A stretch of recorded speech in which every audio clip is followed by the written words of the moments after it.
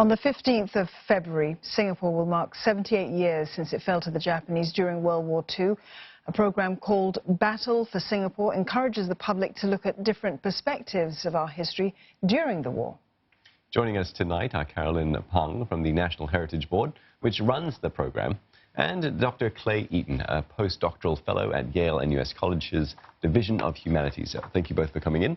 Thank you. Carolyn, I'll come to you first. Tell us a bit about some of the sites that are not usually open to the public. They sound quite fascinating. Well, this year is the 6th edition of Battle for Singapore, and based on previous editions of Battle of Singapore, we've noticed that the public, particularly enjoy visits to lesser-known sites. So in 2014, we did organize tours to the Marsiling Tunnels, and in 2015, we organized tours to the Attap Valley Bunker. So for this year, we've organized tours to the former Admiralty House and to the former View Road Hospital. These sites have very interesting paths that actually went back to the early 1940s and during the Japanese occupation of Singapore.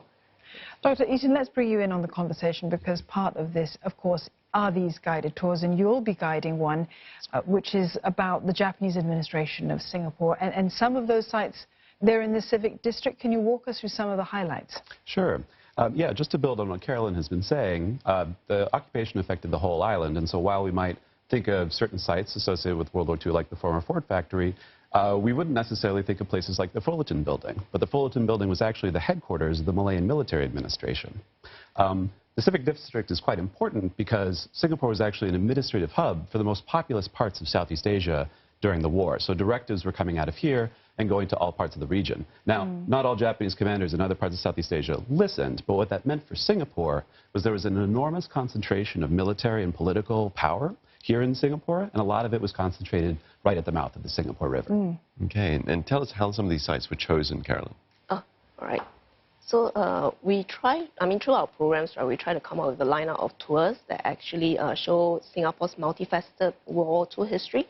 So, of course, we brought back evergreen tours, like the ones at Sentosa Island, and we also did tours with our regular partners, like All Things Bukit Brown, which are always crowd favorites.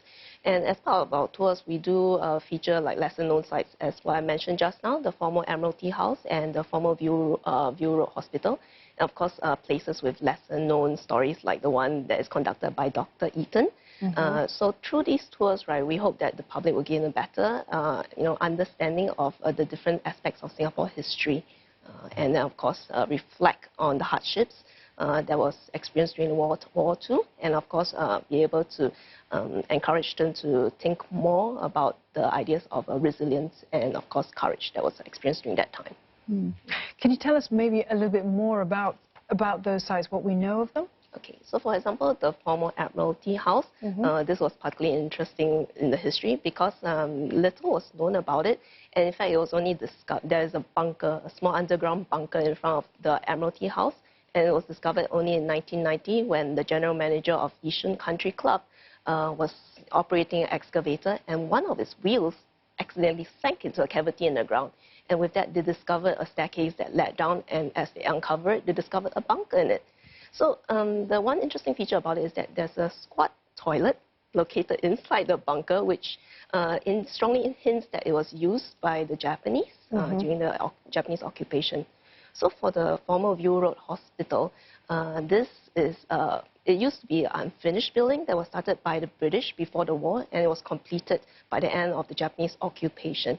So there are some interesting features, include a bulletproof office as well as a watchtower, which the public will be able to visit when they go on these sites. Yeah, it does sound like a lot of fun. Clay, you're going to be doing these tours. What do you think are some of the little nuggets that are going to surprise some of the people that come along on these tours? Right. Well, one thing that really surprised me looking at the Japanese documents is there was an enormous number of Japanese civilians who were working here in the administration.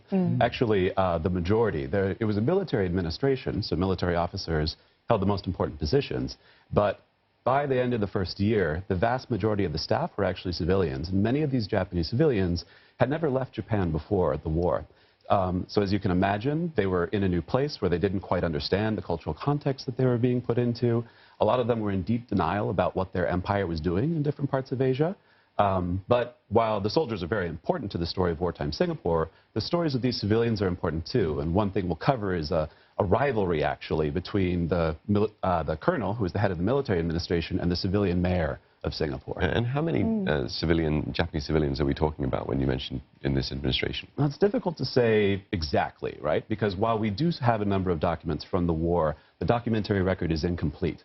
But we had thousands of civil servants who were brought down here. We had, of course, the soldiers and the sailors who were based in the naval base.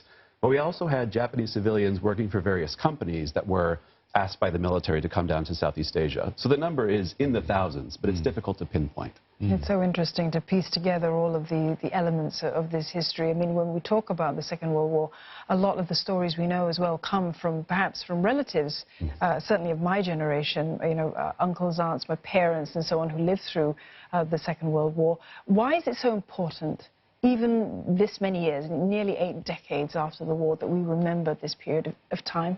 Well, throughout the decades, the Japanese occupation has remained a very significant period in Singapore history. So we hope through the Battle of Singapore's programs, right, we can encourage the public to actually reflect on the hardships during the wartime, as well as to encourage them to you know, better appreciate the courage and resilience shown by the wartime survivors. And of course, to remember important themes such as staying united and resilient during times of hardships. Carolyn, Yes. Dr. Eaton, thank you so much for coming to the studios this evening to share this with us. Much appreciated. We've been speaking there to Carolyn Pang from the National Heritage Board and Dr. Clay Eaton from Yale-NUS College's Division of Humanities.